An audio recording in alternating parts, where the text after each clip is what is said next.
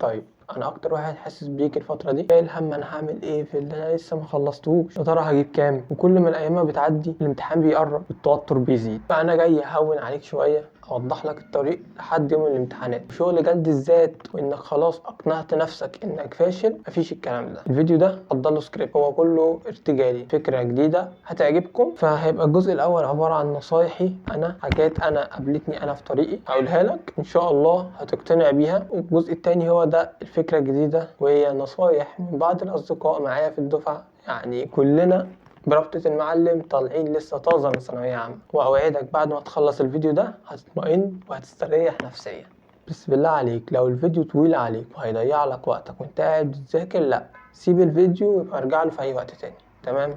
أو حتى قطعه قسمه. يلا بينا ونبدأ مع أول حاجة معانا، هي صاحبك الخبيث. ابعد عنه، ابعد عنه الفترة دي. حتى لو انت الفترة اللي فاتت كنت عادي مش فارقة معاك، بس لا، الفترة دي ابعد عنه. ابعد عنه لو ليه أي غرض غير المنافسة، ابعد عنه عشان هيضيعك، تمام؟ تاني حاجة معانا هي انك ما تقارنش نفسك بحد. مش انا بس، اي حد تاني هتلاقيه بيقول لك ما تقارنش نفسك بحد. احنا بنتكلم كمان بالذات في الفترة دي. الفترة دي مش نصيحة، ده إلزام. خليك في نفسك، خليك في نفسك. تالت حاجة معانا وهي انك تحل كتير، حل كتير قوي قوي يعني، ماشي؟ رابع حاجة معانا وهي انك تحل اكتر وقت. هيعمل نفسه من بنها بقى، واخد بالك؟ ها، واخد بالك؟ ها. خامس حاجة بقى وهي انك تسجل الاخطاء اللي انت كنت بتخطئها في الاسئلة، صدقني هيجي منها. فلازم وانت بتحل، انا لو وريتك كراستي كنت قاسم الكراسة بدايتها حل والاخر بتاعها هو التصحيح. لو في قانون جديد، تريكاية او كاتبها في الاخر، واي خطأ برضو اكتبه في الاخر. سادس حاجة معانا، ما تاخدش، ودي النصيحة اللي هقولها لاي حد في ثانوية عامة، دي المفروض تبقى نصيحة من اول السنة، ما تاخدش مع 2 مدرسين. مع مدرس واحد كفاية. انت هتتحاسب على المجهود اللي انت بذلته مع نفسك، مش انك اخدت مع كام مدرس، انت فاهم؟ فلازم تاخد مع في كل مادة هو مدرس واحد. واليوتيوب دلوقتي مكتبة، يعني جانب المدرس بتاعك انت معاك اليوتيوب، تمام؟ سابع حاجة، صلي وخليك قريب من ربنا. انت كده مش منافق، مش عشان ما كنتش بتصلي وهتصلي في الوقت اللي انت محتاج فيه ربنا اكتر يبقى انت كده منافق. لا، ربنا بنفسه ذكر في قرآنه الكريم: وإذا سألك عبادي عني فإني قريب أجيب دعوة الداعي إذا دعان فليستجيبوا لي وليؤمنوا بي لعلهم يرشدون. طب خد الصدمة بقى.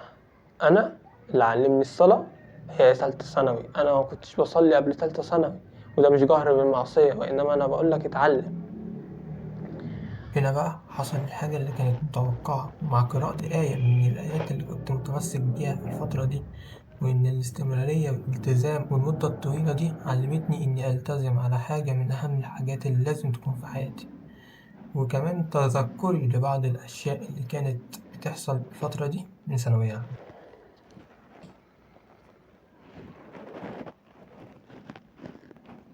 انا اول ما تالتة ثانوي دخلت فضلت اصلي طول السنه، تمام؟ وما سبتش ولا فرض. لعل الصلاه دي تكون هي فعلا اللي هتخليك تجيب المجموع اللي انت عايزه. صلي، صلي كتير وادعي ربنا كتير وانت ساجد. دي تجربتي انا اللي هتميزني انا، وانت ليك تجربتك، فيمكن حاجه تتشابه ما بيننا فتستفيد. سيبك بقى من الكلام اللي كلنا عارفينه ان ثانويه عامه مش نهايه الطريق. انت ايا كان طريقك اللي ربنا مختاره لك هو اللي هيكون. انت حتى لو ما جبتش مجموع هتقدر تنجح في اي مجال. دلوقتي المجالات كتير جدا. طول ما لسه الماراثون خلاص وفيك نفس، حاول وتعب وما تيأس. ودلوقتي بقى هنيجي لاراء الاصدقاء.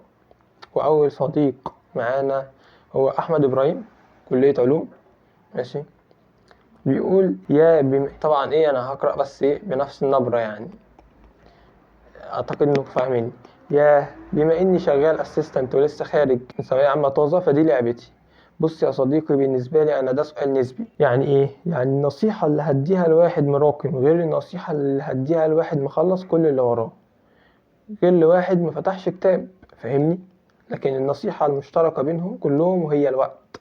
كل ثانيه هتضيعها الفتره اللي جايه دي هتندم عليها اشد الندم لو ما وصلتش لحلم، وهتدخل نفسك في حسبة يا ريتني ولو كنت وحاجة آخر قهرة اسألني عنها. فالفترة دي الوقت مهم جدا والحل كتير مهم جدا برضو. هي كلها شهرين اللي باقيين كافيين انهم يتوجوا تعب سنة بحالها. طبعا احمد استفاض النصيحة بتاعته. هو قال انه فعلا انت كطالب ثانوية عامة فانت هتكون واحد من الثلاثة اللي احمد ذكرهم، انك هتكون مخلص كل اللي وراك او لسه في حاجات مخلصتهاش او لسه فعلا للأسف الشديد في ناس لسه ما بدأتش. فايه المشترك؟ يعني نصيحة الصراحة جميلة الصراحة. ايه النصيحة اللي هو قالها لنا بقى؟ الوقت، انك فعلا تستغل وقتك. نخش على تاني حد معانا، احمد سامي، كلية علوم برضو. واحمد هو قال لنا ايه؟ فويس. ماشي، نسمع مع بعض الفويس. هتتقسم نصيحتين، واحد إذا كان اللي قدامك ده مقصر ولا مقصرش. تمام. ايه اللي قصر او اللي مقصر؟ خلينا نبدأ باللي مقصرش. هو خلاص يفهم ان هو عمل اللي عليه والنتيجة بتاعت ربنا، وانه يفهم ده من جواه من قلبه هو شخصيا، فما يظهرش عليه التوتر ويحسس نفسه ان الامتحانات اللي هو داخلها دي هي امتحانات دروس عادية. ما انا مش داخل البعبع، ويفهم ان الموضوع عادي هيعدي، وفي الاول وفي الاخر انت خلاص مكتوب لك اصلا انك هتجيب ايه قبل ما تخش. تمام. ده اللي قصر. ده اللي مقصرش. اللي قصر بقى برضه يحافظ على حتة التوتر، لأن الشهر ده سواء قصرت ما قصرتش هي انت أعصابك بتبقى في رجلك، فيحافظ على حتة إنه ما يتوترش دي تكون من جواه من قلبه شخصيا، اللي هو أنا خلاص حتى لو فوت في بكرة الامتحان بس أنا فوت، ده ربنا هيحاسبني على الوقت اللي أنا فوت فيه بقى. هتعمل ايه؟ هتكمل ولا هتقول خلاص ده الوقت راح؟ يعني حديث الرسول اللي هو بتاع لو هتقوم الساعة وفي إيد أحدكم زرعة فيزرعها، ما الساعة تقوم بس لا ازرعها حتى لو فضل دقيقة. تمام. فيفهم ده كويس، ويفهم ان هو خلاص انا هجيب اخري في المذاكرة اللي هو ايا كان القدر اللي هجيبه، ويكون صادق من جواه، ويا عالم يخش الامتحان يلاقي الامتحان هو اللي هو ذاكره اصلا.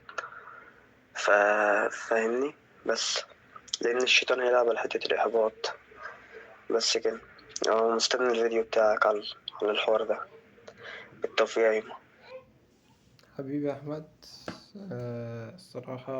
الصراحة أحمد يعني وفى وكفى في النصيحة بتاعته. وكانت برضو أنا إيه، بعد كل نصيحة ههنت على حاجة معينة. حاجة أحمد ألا وهي إن التوتر، بلاش تتوتر، هدي نفسك. لازم تبقى دايما محسس نفسك، اخدع نفسك. احنا دلوقتي انت لما تعدي الفترة دي هتعرف الكلام ده. ماشي، اخدع نفسك، انت اخدعها بانك مش متوتر عادي. ايه يعني امتحانات؟ مش انا تمام مذاكر خلاص هدخل واحل، فاهم؟ فبلاش تتوتر. التوتر هو ركز على التوتر، ان مخلصتش او خلصت برضو التوتر. ماشي. ابراهيم جابر، كلية علوم. اولا انت في اهم شهر في حياتك تقريبا، او في فترة مهمة جدا لمستقبلك هيتحدد فيها.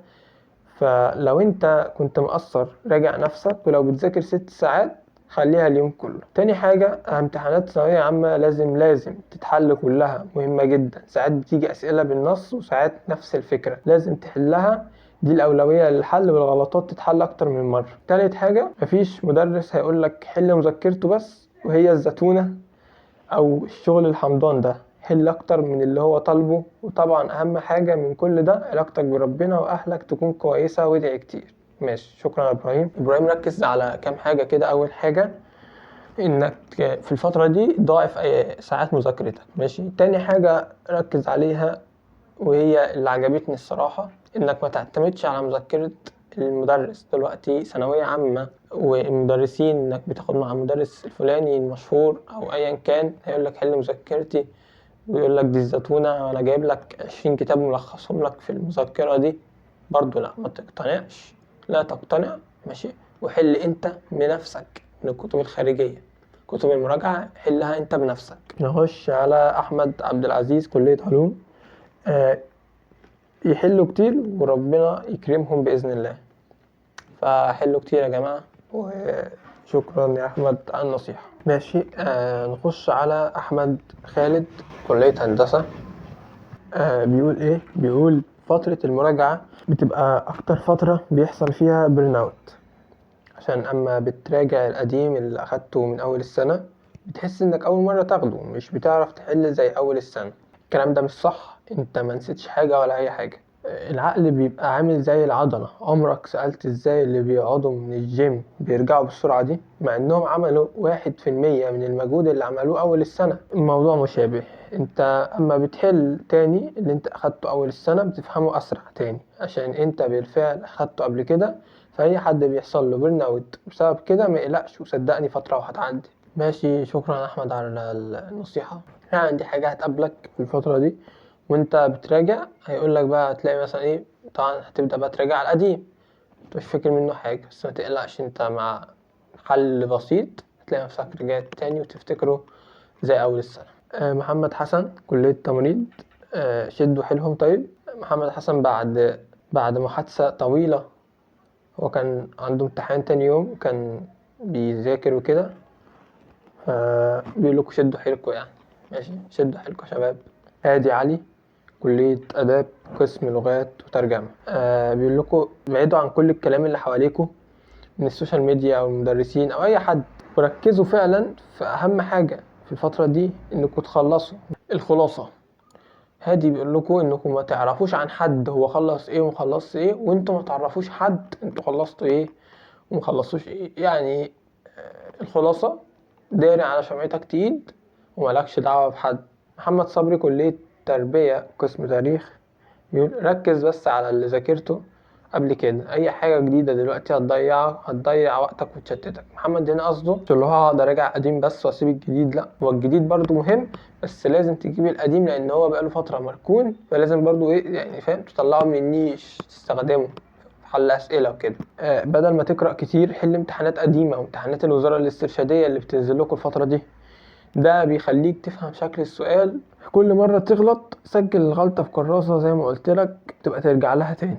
دي أهم من إنك تعيد المنهج كله. ماشي. عبد الرحمن السيد، كلية تربية. إن كل واحد يكون في حاله، محدش يلتفت لأي حاجة بتحصل. المادة صعبة، الامتحان صعب، اعمل اللي عليك والباقي على ربي. وبس كده نكون وضحنا لك الطريق اللي هتمشي عليه. اعتقد ان دي ممكن تكون مشاكل بتقابلك وانت لقيت الحل بتاعها في الفيديو بتاع النهاردة. وزي ما تعودنا، حب نفسك، حب رحلتك وانت بتعافر فيها، ولو بتواجه مشكلة في تنظيم الوقت شوف الفيديو ده. سلام.